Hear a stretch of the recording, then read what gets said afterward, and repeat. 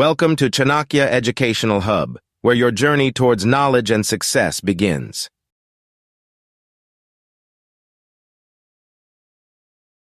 ఎక్కువ మంది యుఎస్ కి రావటం అనేది ఈ మధ్యన స్టూడెంట్స్ వస్తున్నారు. తెలుగు స్టేట్స్ నుంచి మనకి యుఎస్ వస్తున్నారు. యుఎస్ వచ్చి వీళ్ళందరూ టార్గెట్ ఏంటంటే ఎంఎస్ డిగ్రీ చేయటము. స్టూడెంట్ గా అమెరికా వస్తున్నాను, నా యొక్క పర్పస్ ఆఫ్ విజిట్ ఏంటంటే చదువుకోవటం కోసం మాత్రమే. చాలా మంది ఈ గ్యాస్ స్టేషన్ లోనో లేకపోతే మోటల్స్ లోనో హోటల్స్ లోనో ఇక్కడ ఇవంతా కూడా ఇల్లీగల్ గా పనిచేయటమే. ఖచ్చితంగా పొరపాటున కనుక ఎక్కడన్నా పట్టుబడ్డారో అనుకోండి, ఇండియా లాగా కాదు కదా, ఇక్కడ తాగి డ్రైవ్ చేయడం ఏంటి అసలు? ఫస్ట్ ఆఫ్ ఆల్ ఇవన్నీ ఏం జరుగుతుంటే మన ఎవరు పట్టించుకోరు అని చెప్పేసి కొన్ని వందల వేల మంది జరుగుతున్నాయి కదా, మనము చేస్తున్నాం. ప్రతి పేరెంట్ కి వాళ్ళ పిల్లవాడు అమెరికా వెళ్ళిన తర్వాత వాళ్ళు చేసే పనులని వాళ్ళకి తెలుసు. కానీ ఏంటంటే, నమస్తే, welcome to Swarna talks in USA. ఎంత చదువుకుంటే అంత బాగుపడతాం అనేది చిన్నప్పుడు మాట అయితే, ఎంత దూరం వెళ్తే అంత గొప్పవాడి అవుతాం అనే మాట అంటున్నారు ఈ రోజుల్లో. అమెరికాలో ఎంఎస్ చేయడం కరెక్టేనా? విద్యార్థులు అమెరికాలో పార్ట్ టైం జాబ్ చేయడం లీగల్ ఆర్ ఇల్లీగల్? అమెరికాలో ఇండియన్ స్టూడెంట్స్ ఎదుర్కొంటున్న సమస్యలు ఏమిటి? అమెరికాలో ఉండాలంటే ఏ రూల్స్ పాటించడం తప్పనిసరి? అమెరికాలో ఇండియన్ స్టూడెంట్స్ తో పాటు పోటీ పడుతున్న విద్యార్థులు ఎవరు? మనలోని అవేర్నెస్ ని కూడా పెంచడానికి కోసం, అలానే సజెషన్స్ ని ఇవ్వడానికి కోసం మన ముందుకు వచ్చారండి data scientist and educationalist Venkat Ikkurthi గారు మనతో ఉన్నారు. So let's welcome him. నమస్తే వెంకట్ గారు. నమస్తే అండి. వెల్కమ్ టు అవర్ షో అండి. థ్యాంక్ యూ అండి, thank you for coming. So Venkat గారు, ఎక్కువ మంది యుఎస్ కి రావటం అనేది ఈ మధ్యన స్టూడెంట్స్ వస్తున్నారు. చాలా మంది ఎక్కడ చూసినా మనం వింటున్నాం, తెలుస్తున్న విషయం. అది వాళ్ళకి ఫ్యూచర్ ఎలా ఉంటుంది ఇక్కడ? అంటే ఇక్కడ 2-3 ఇష్యూస్ మనం టచ్ చేయాలండి. ఒకటి ఏంటంటే, ఈ వచ్చేటువంటి పిల్లలు అందరూ కూడా ఎందుకు వస్తున్నారు? ఫస్ట్ క్వశ్చన్ ఒకటి ఏంటంటే, వాళ్ళు ఇక్కడ మాస్టర్స్ డిగ్రీ చేయటం కోసం వస్తున్నారు అనుకున్నప్పుడు, ఇప్పుడు 2005, 2007, ఈవెన్ 2010 వరకు వచ్చేటువంటి వాళ్ళ పరిస్థితి వేరుగా ఉంటుంది. అప్పుడు జిఆర్ఈ ఎగ్జామ్ రాసి, టోఫెల్ రాసి, అప్పుడు ఉన్నటువంటి సిచ్యువేషన్ ఈజ్ టోటలీ డిఫరెంట్. ఇప్పుడు గత కొద్ది సంవత్సరాలుగా ఆల్మోస్ట్ లైక్ 200,000 స్టూడెంట్స్ మన ఇండియా నుంచి, పర్టికులర్లీ తెలుగు స్టేట్స్ నుంచి మనకి యుఎస్ వస్తున్నారు. యుఎస్ వచ్చి వీళ్ళందరూ టార్గెట్ ఏంటంటే ఎంఎస్ డిగ్రీ చేయటము. ఎంఎస్ డిగ్రీ చేయడం అనేది ఇస్ గుడ్. అమెరికా రావడం అనేటువంటిది వాళ్ళ జీవితంలో వాళ్ళు తీసుకునేటువంటి రైట్ డెసిషన్స్ లో ఫస్ట్ ఉంటుంది డెఫినెట్ గా. కాకపోతే ఇక్కడ ప్రాబ్లం ఏంటంటే, వాళ్ళు వచ్చిన తర్వాత ఇక్కడ ఉన్నటువంటి కాంపిటీషన్ ని వాళ్ళు తట్టుకునేంత స్కిల్స్ వాళ్ళలో ఉన్నాయా లేవా అనేటువంటిది ఒకటి. ఇవాళ ఏం జరుగుతోంది అంటే, ప్రతి పేరెంట్ కూడా ఏమనుకుంటున్నారు అంటే, మా పిల్లలు అమెరికా పంపించేద్దాము, లేకపోతే అమెరికా పంపించేసి అక్కడ సెటిల్ అయిపోతారు అనే ఉద్దేశంతో వాళ్ళు పంపించేస్తున్నారు. కానీ ఈ అమెరికా లాంటి దేశంలో, అంటే టెక్నాలజీ బేస్డ్ కంట్రీలో కాంపిటేటివ్ స్పిరిట్ అనేటువంటిది చాలా చాలా ఎక్కువగా ఉంటుంది ఫస్ట్ ఆఫ్ ఆల్. సో ఇప్పుడు ఇంతమంది స్టూడెంట్స్ వస్తున్నారు కదా, వచ్చినటువంటి వాళ్ళందరికీ ఉద్యోగాలు దొరుకుతున్నాయా? First question. ఉద్యోగాలు అందరికీ దొరకట్లేదు, 100% దొరకట్లేదు. దొరికినటువంటి వాళ్ళు ఏం చేస్తున్నారు అనేటువంటిది ఒకటి. ఇక్కడ ఈ అమెరికాలో లాంగ్ టర్మ్ గా ఆలోచించినప్పుడు ఏంటంటే, ఇల్లీగల్ గా పనిచేయడం అనేటువంటిది చాలా కష్టం. అంటే ఇల్లీగల్ గా పని చేయకూడదు. అంటే ఇల్లీగల్ గా అన్న పదం ఎందుకు వాడుతున్నాను అంటే, అమెరికాకి స్టూడెంట్ అనేటువంటి వాళ్ళు వస్తే వాళ్ళు వారానికి 20 గంటలు మాత్రమే, అది కూడా క్యాంపస్ లో మాత్రమే, ఆన్ క్యాంపస్ లో పనిచేయాలి అంతే. ఇది ఓన్లీ 20 hours మాత్రమే. కానీ మన వాళ్ళు ఇప్పుడు వాళ్ళు ఏం చేస్తున్నారంటే, చాలా మంది ఈ గ్యాస్ స్టేషన్లోనో లేకపోతే మోటల్స్ లోనో హోటల్స్ లోనో ఇక్కడ ఇవంతా కూడా ఇల్లీగల్ గా పనిచేయడమే. ఖచ్చితంగా పొరపాటున కనుక ఎక్కడన్నా పట్టుబడ్డారో అనుకోండి, వాళ్ళని డిపోర్ట్ చేయడం జరుగుతుంది. అంటే వాళ్ళకు ఉన్నటువంటి డ్రీమ్స్, అమెరికాలో సెటిల్ అవ్వాలన్నటువంటి డ్రీమ్స్ అన్ని కూడా పోతాయి. ఫస్ట్ ప్రాబ్లం అది ఒకటి. రెండవది, ఇప్పుడు వాళ్ళు వచ్చేటువంటి వాళ్ళు ఎలా ఆలోచిస్తున్నారు? నా దగ్గర చాలా మంది స్టూడెంట్స్ వస్తారు, నేను ఇండియాలో ఉన్నప్పుడు కానీ ఇక్కడ కానీ, అమెరికా రమ్మంటారా ఏమిటి పరిస్థితి అంటారు. నేను ఒకటే చెప్తాను, ఓకే, మీరు అమెరికా రావడం అనేటువంటిది రైట్ డెసిషన్, అందుట్లో ఎలాంటి సందేహం లేదు ఫస్ట్ ఆఫ్ ఆల్. కాకపోతే వచ్చేటప్పుడు మీరు ఆలోచించాల్సినవి 2 ఉన్నాయి. ఒకటి, మీ ఫాదర్ కానీ, మీ మదర్ కానీ, మీ బ్యాంక్ కానీ ఎవరైనా సరే ఒక 40 లక్షల రూపాయలు అప్పిస్తున్నారు మీరు అమెరికా రావడానికి, ఎడ్యుకేషనల్ లోన్. మీరు ఈ 40 లక్షల రూపాయలు తిరిగి వాళ్ళకి ఎలా ఇస్తారో చెప్పండి. మొన్న ఈ మధ్య నేను ఒక SBI ఒక మేనేజర్తో మాట్లాడితే అతను చెప్తున్నాడు, లాస్ట్ కపుల్ ఆఫ్ ఇయర్స్ నుంచి వాళ్ళు ఇల్లు వేలం వేస్తున్నారట. అంటే లోన్ తీసుకున్న తర్వాత లోన్ కట్టకపోతే ఇల్లు ఆక్షన్కి వెళ్తుంది అనమాట. ఈ ఆక్షన్కి వెళ్ళే హౌసెస్ లో ఆల్మోస్ట్ 90% ఆఫ్ హౌసెస్ ఎవరివి అంటే పిల్లల చదువు కోసం అని అమెరికా వెళ్ళిపోయి వాళ్ళు డబ్బులు కట్టకపోవటం వల్ల చేస్తున్నారు అని చెప్పేసి. అంటే ఇక్కడ ఏం జరుగుతుంది, స్టూడెంట్స్ వాళ్ళు అమెరికా వచ్చేస్తున్నారు, వచ్చిన తర్వాత ఉద్యోగం దొరకకపోవటము, లేకపోతే ఉద్యోగానికి సరిపోయేటువంటి స్కిల్స్ వాళ్ళకి లేకపోవటంతో అనవసరంగా ఏంటంటే వాళ్ళు సమస్యల్లో ఉండిపోయి వాళ్ళ పేరెంట్స్ని కూడా సమస్యల్లోకి తోసేస్తున్నారు, అంటే నెట్టేస్తున్నారు అనమాట. యాక్చువల్గా సోషల్ ప్రెషర్స్ మీద వాళ్ళని పంపించడం జరుగుతుంది కదండి. మరి వాళ్ళకి ఇప్పుడు ఈ అవేర్నెస్ లేదంటారా ఇండియాలో ఉన్న వాళ్ళకి? అవేర్నెస్ లేదు అని నేను అంటలేదండి. ఎందుకంటే ఇవాళ ఉన్నటువంటి ఈ మీడియా కావచ్చు, యూట్యూబ్లు లేకపోతే ఇలాంటి దానిలో అవేర్నెస్ ఉన్నదే. కాకపోతే ఏమిటంటే కంపారిజన్. వాళ్ళ పిల్లవాడు అమెరికా వెళ్ళిపోయాడు, మన పిల్లవాడు కూడా అమెరికా వెళ్ళిపోవాలి అనేటువంటి భావన. అమెరికా వెళ్ళిన తర్వాత ఏం చేస్తున్నారు అనేటువంటి భావన వాళ్ళు ఆలోచించట్లేదు. రెండవది ఏంటంటే పేరెంట్స్ ఏం చేస్తున్నారు అంటే లోన్ తీసుకోవడము లేకపోతే ఇంకోటి చేసుకొని వాళ్ళని అమెరికా పంపిస్తున్నారు. పంపించిన తర్వాత మనం ఆలోచిద్దాం, అమెరికాలో వాళ్ళు ఉండటానికి ఏదో 4-5 స్టూడెంట్స్ కలిసి ఉన్నారు అనుకుందాం. ఫర్ ఎగ్జాంపుల్ నెలకి ఒక $400-500 వాళ్ళకి అకామిడేషన్ అవుతుంది. ఒక $200 to $300 లైక్ ఒక ఫుడ్ ఎక్స్పెన్సెస్ అవుతాయి. రిమైనింగ్ ఎక్స్పెన్సెస్ ఒక $200 to $300 అవుతాయి. టోటల్ గా మొత్తం ఎంత అయింది, ఒక $1,000 వాళ్ళకి పర్ మంత్ ఎక్స్పెన్సెస్ అవుతాయి. ఈ పర్ మంత్ ఎక్స్పెన్సెస్ ఎవరు ఇస్తున్నారు అంటే వాళ్ళ parents. They are able to afford to send these $1,000 every month పంపించే స్థితిలో వాళ్ళు ఉన్నారా? First question. లేరు. లేనప్పుడు వీళ్ళు అమెరికా వచ్చేసిన తర్వాత వాళ్ళ ఉద్దేశం ఏంటంటే అమెరికా వెళ్ళిపోయి మనం ఏదో ఒక ఆర్డ్ జాబ్ చేసేసుకొని బతికేద్దాము అనేటువంటి ఒక భావనలో వాళ్ళు వచ్చేస్తున్నారు. కానీ అందరికీ తెలిసిన విషయమే, నేను స్టూడెంట్ గా అమెరికా వస్తున్నాను, నా యొక్క పర్పస్ ఆఫ్ విజిట్ ఏంటంటే చదువుకోవటం కోసం మాత్రమే, కానీ నేను పని చేయకూడదు అన్న విషయం అందరికీ తెలుసు. తెలీదు అనేటువంటి పదం లేదు, తెలుసు. తెలిసినా సరే మన ఎవరు పట్టుకోపోయారులే అనేటువంటి ఒకే ఒక్క భావనతో వాళ్ళు ఈ పనులన్నీ చేసేస్తున్నారు. ఇప్పుడు మనం కొన్ని ప్లేసెస్కి వెళ్ళి చూస్తే యూ డోంట్ బిలీవ్ దట్ ఇవాళ కొన్ని క్రైమ్స్ అండి, కొన్ని చోట ఇప్పుడు వీళ్ళని పొడి చేస్తున్నారని దాన్ని రకరకాల న్యూస్ మనం వింటున్నాం. ఇవన్నీ ఎందుకు జరుగుతున్నాయి? ఇప్పుడు మనకు తెలుసు 1975లో లేకపోతే 1995-90 వరకు ఇప్పటికీ కూడా 45% of doctors from Indian origin. ఇది అమెరికాలో. ఆ డాక్టర్స్ కి ఎంత రెస్పెక్ట్ ఇస్తున్నారు అమెరికాలో, అంత రెస్పెక్ట్ ఇస్తున్నారు. ఇప్పుడు సపోజ్ ఐటీలో నేను 99లో ఎప్పుడో వచ్చాను. 99లో వచ్చేసి ఇప్పటి వరకు ఎన్ని జాగ్రత్తలు తీసుకొని మనం ఇక్కడ ఉంటాము, ఎందుకంటే అమెరికాలో రూల్స్ పాటించాలి అనేటువంటిది ఒకటి.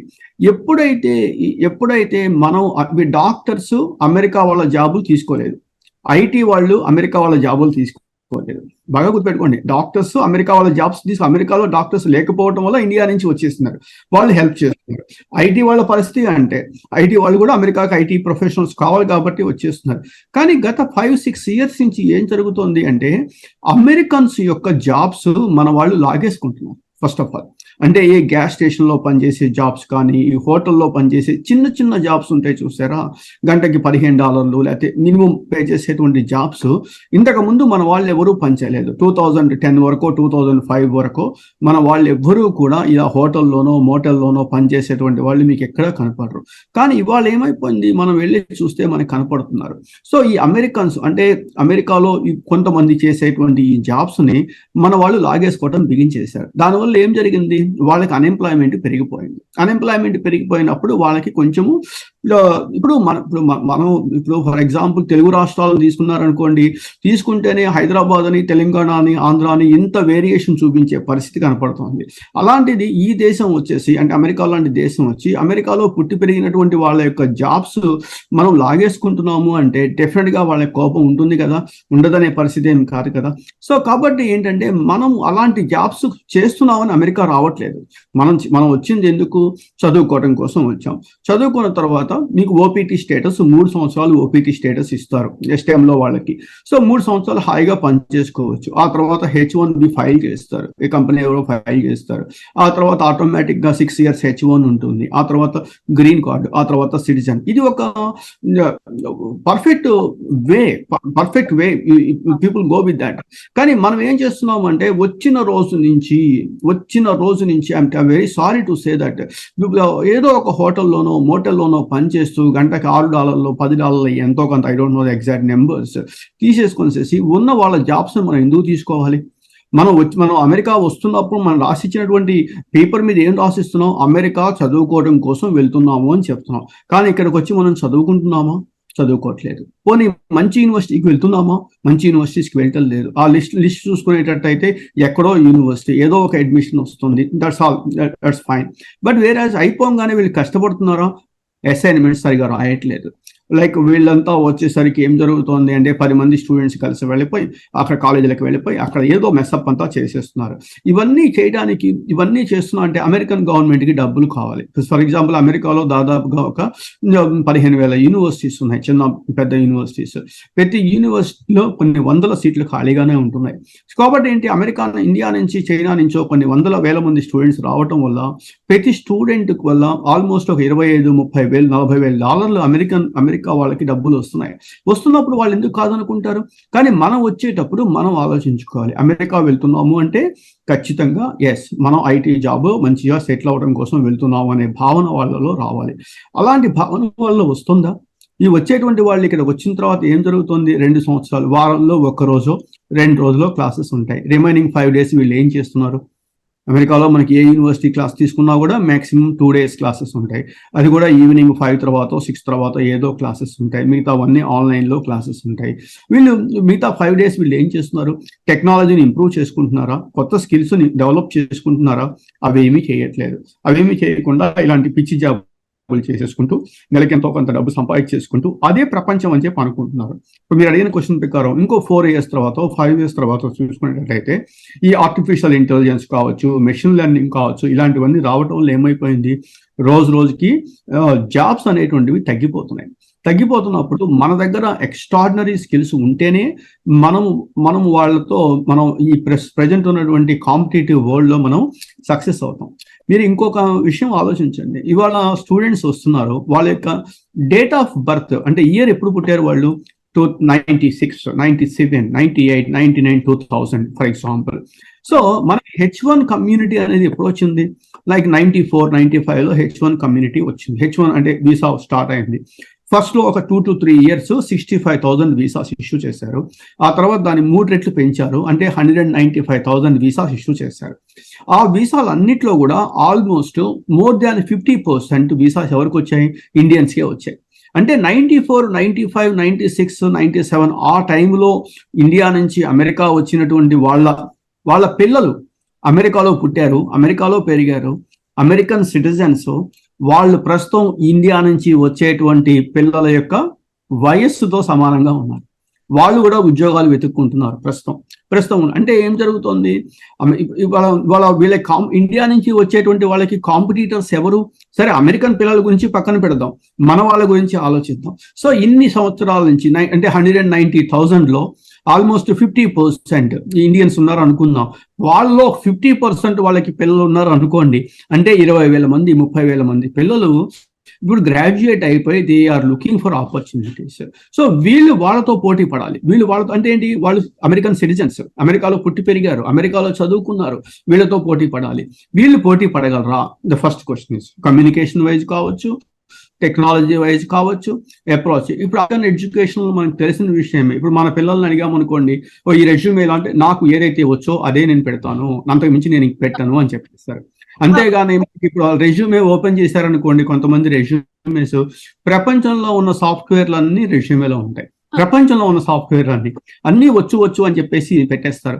ఇవాళ మన పిల్లలు అలా పెట్టారా? మనం పెట్టే పరిస్థితి అసలు ప్లస్ వాళ్ళు రూల్స్ కి విరుద్ధంగా ఎక్కడైనా వెళ్తారా చెప్పండి?